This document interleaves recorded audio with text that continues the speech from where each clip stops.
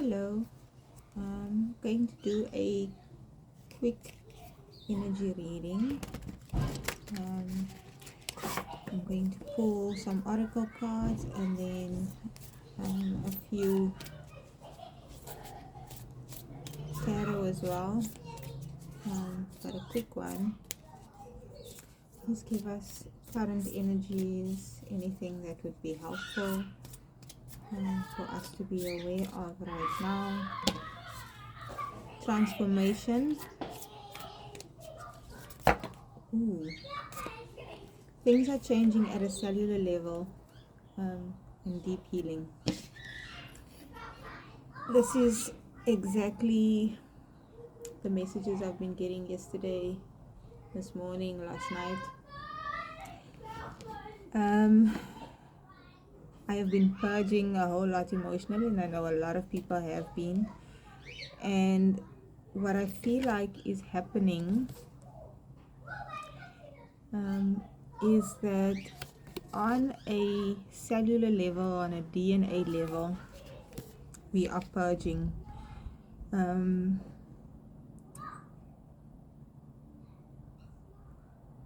You might have over the years been doing healing work or just becoming more self-aware, and on a cognitive level and an emotional level we might realize some things that have triggered us, some emotional pain that we may have experienced, some wounds that we may have had, and we know that on a cognitive level and an emotional level it might have healed, but a lot of trauma or pain is stored within our DNA, and that can be from this life or from previous lives, passed on through generations,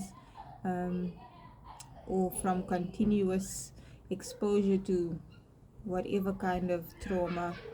It gets stored in our cells, and this is what brings about illness, headaches, for example, stomach aches, cancer, whatever, because our bodies respond to our emotions and our thoughts. And if we continuously put our bodies, well, ourselves under emotional or mental stress, it has a negative effect on our bodies. So, what we can experience at times like this when we are purging, sometimes you'll cry a lot or experience anger or severe emotions, and then that is followed by periods of feeling physically unwell. That could be extremely tired, or having aches in certain places of your body or even your entire body. And I think at this point a lot of people are experiencing this emotional purge, mental purge. There might be a lot of overthinking, but also a lot of physical changes happening in your body, and that can be either positive or negative depending on if you are taking the time to slow down and listen to your body and give it what it needs, and actually then dealing with the mental and the emotional things that are causing the physical responses in our body. I was hoping to keep this short. Let's see.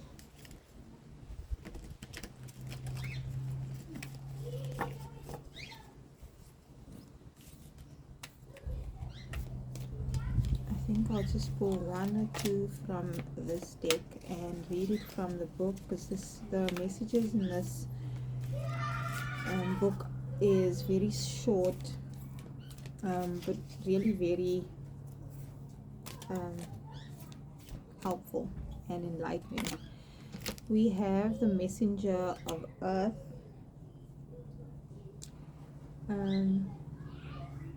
This could be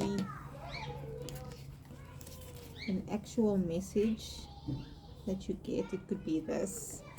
You might be getting messages from your body that you need to heed, or messages in your environment from the universe, from the earth. I know when it's extremely windy, that is my indication from the universe that there's a lot of change happening, and that We shouldn't be trying to fix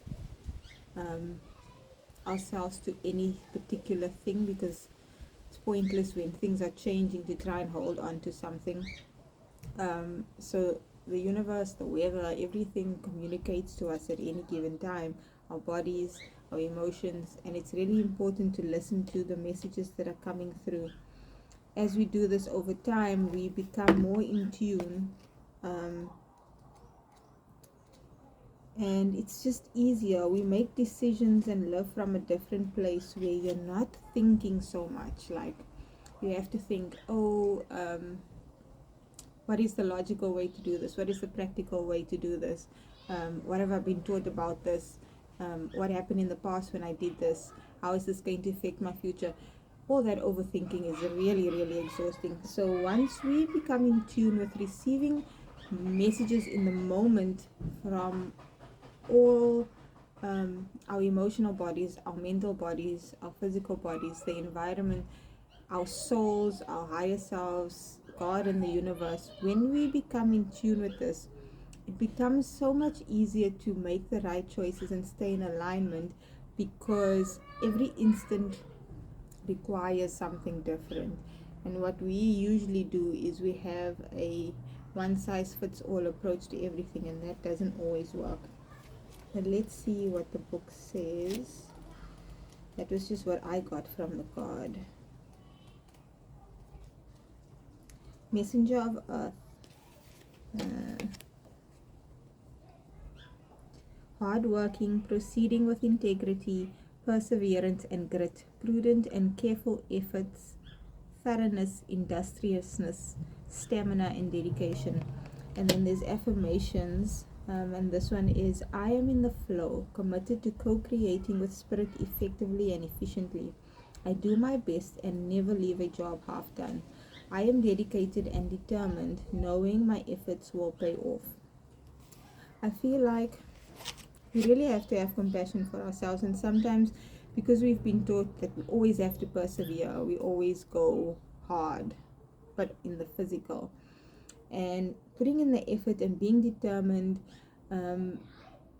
isn't necessarily a physical effort that we have to put in. Sometimes it's staying the course with our healing journey and giving ourselves the time that we need to do that, and not being impatient with the process and feeling like I should be doing this and I should be busy, when your body is asking you to be still and to rest.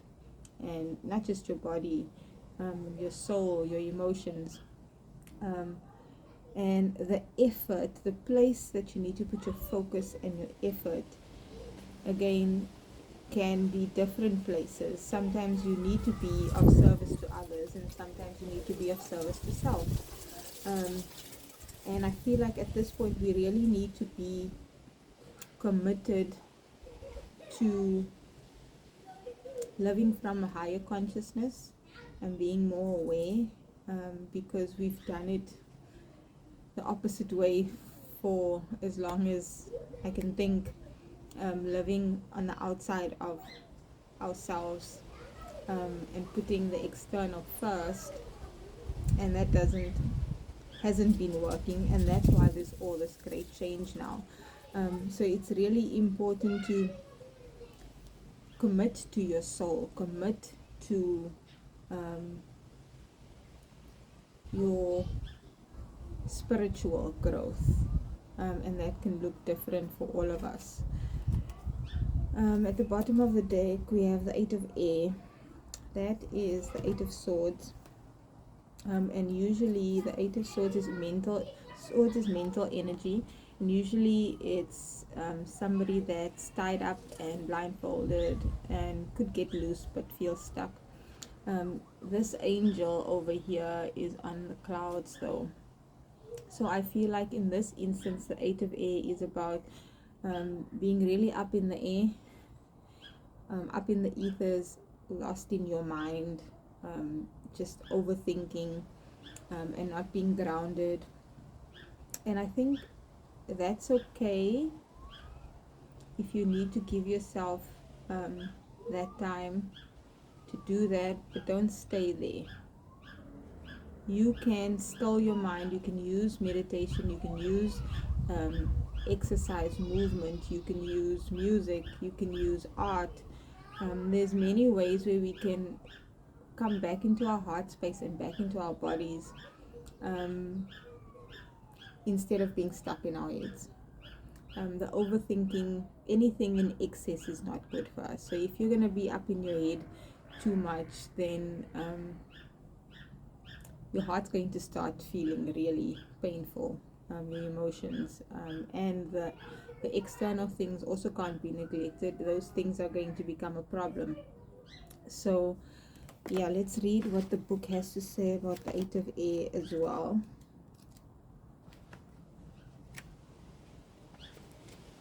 Release from denial, seeing things as they are with clarity. With Spirit at my side encouraging me, I open my eyes to see things as they really are. To be disillusioned is to free myself from illusions that keep me from the growth and healing I deserve. So I bid goodbye to illusions that have clouded my vision.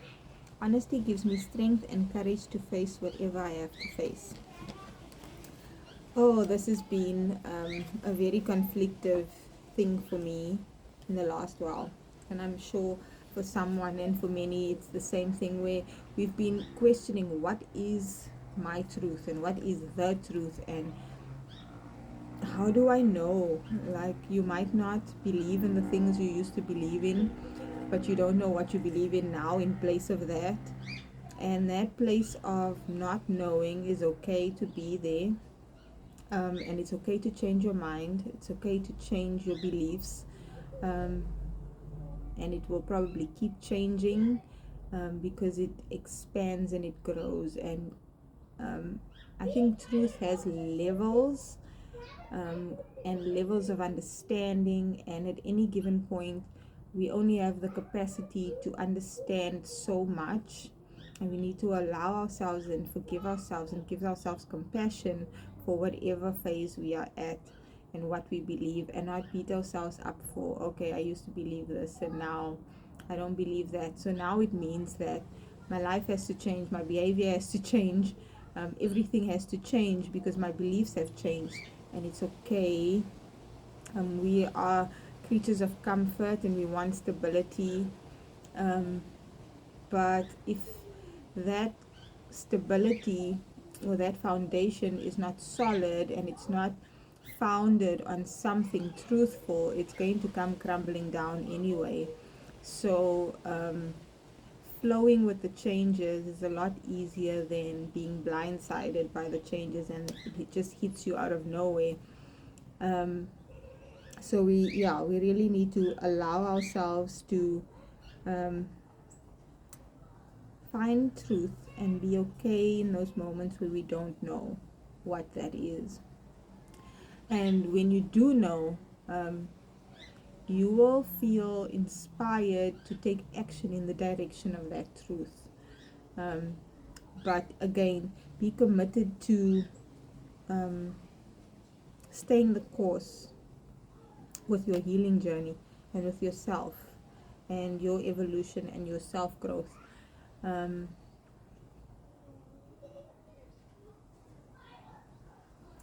the last card I'm seeing at the bottom of the deck is don't dim to fit in. How are you dimming your light in order to fit in?